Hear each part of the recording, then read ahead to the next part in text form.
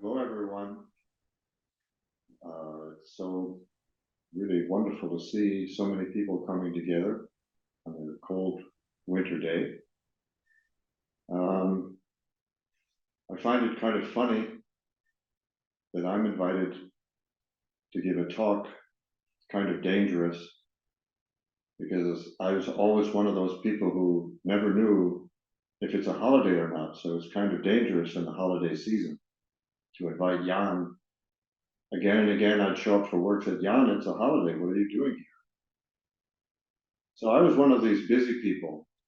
Didn't look at the calendar, just working, working, working, working. And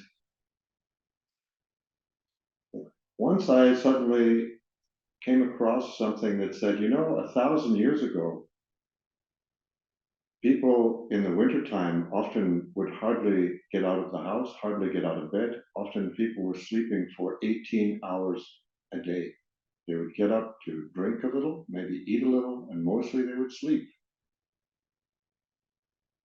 Time went very slowly at that time. And people said, well, maybe this is a fairy tale. They actually tested it in Norway, and they found it's quite possible. You can sleep 18 hours a day. And the people who did it said they had never felt so good in their life. They said they couldn't believe how crazy people are now with electric lights and working like crazy, which reminds me of myself. I was one of these crazy working people. So what is this flow in our life, ebb and flow from working and resting? So many people look at our practice as some kind of special gymnastics, special technique, and we're going to maximize this, we're going to be a super that, and work very hard. We talk about hard practice. And then we look out and we see actually the world is actually often at rest.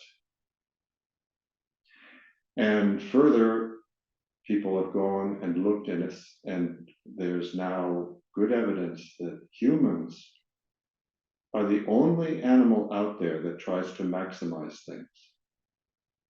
We're the only ones who push hard all the time for the maximum. No one else is. What's happening in this world? So let's not go back 1,000 years, let's just go back 100 years. The first Olympics in Paris.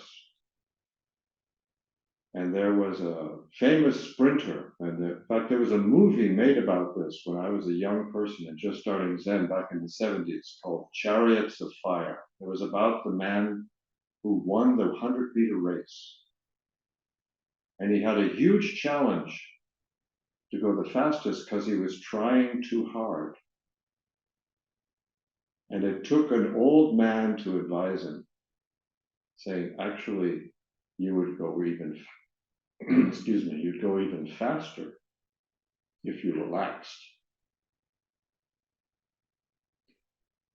And that's very similar to what we get advice on if you're doing a kungan.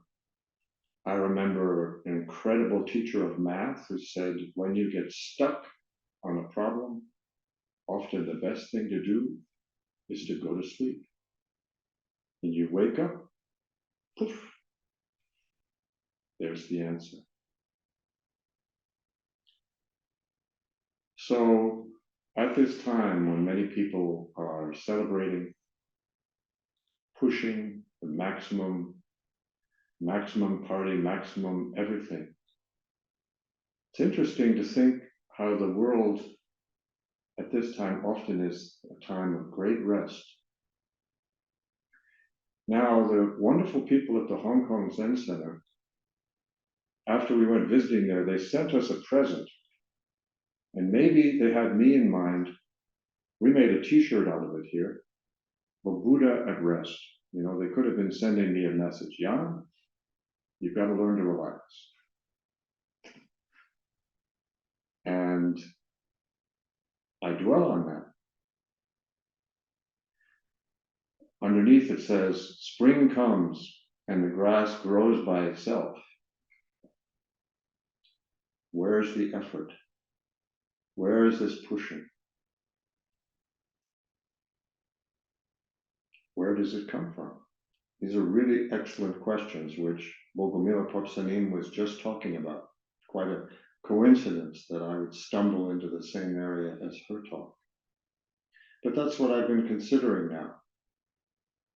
When people are going on fancy holidays to Thailand and racing around in the wintertime for something special, maybe the real holiday was that you would just sleep and give that mind a rest. One of the Zen stories we talked about a lot when I first came was about someone, a monk who went and was ringing the bell, kind of a gong, as he went through towns in China. Dayan, Dayan, Dayan. But what in the background he was saying, don't think like this, rest mind. We talk about that mind in our practice, enough mind. Is what in front of you, is this enough? Are you going to make more? Are you going to push it? Are you going to hurry to make something more out of it? So for someone like myself, a busy guy, this is a wake-up call again and again. Maybe it's better today you sleep. Maybe it's better do nothing. Desan Sanim said a long time ago, he said, what is a strong center? No center is a strong center. So be a busy person, be a very relaxed person. Do you want to center it on busy? Do you want to center it on relaxed? You can get stuck either way. Spring comes and the grass grows by itself.